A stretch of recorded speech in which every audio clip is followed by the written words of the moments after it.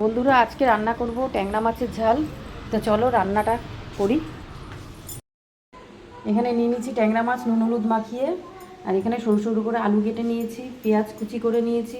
এখানে রয়েছে জিরে, ধনে, শুকনো লঙ্কা, আদা, টমেটো সব বেটে নিয়েছি আমি।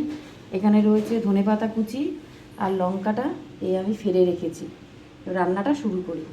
কড়াইতে সর্ষের তেল দিয়ে দিয়েছি, তেলটা গরম হয়ে গেছে। আমি মাছগুলো হালকা করে ভেজে উঠিয়ে নেব।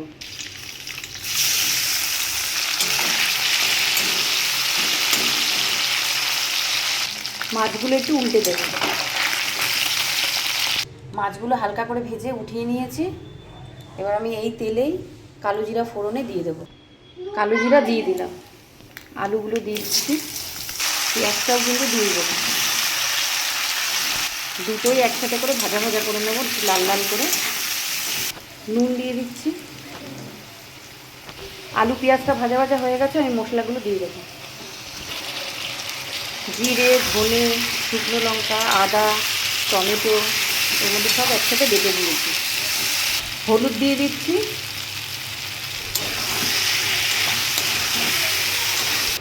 মশলাটা কিন্তু আমি ভালো করে কষিয়ে নিয়েছি, তেল ছেড়ে দিয়েছে। আমি জল দিয়ে দেবো। বেশি জল দেবো না, অল্প দেবো। মাছগুলো দিয়ে দিচ্ছি।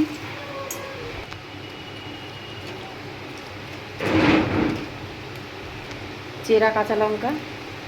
5 মিনিটের জন্য আমি ফুটতে দেবো।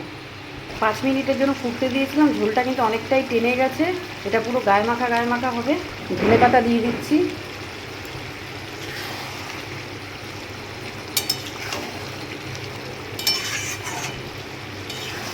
ট্যাংরা মাছের এই ঝাল রান্নাটা খুব ভালো লাগে খেতে, বেশ ঝাল ঝাল হয়।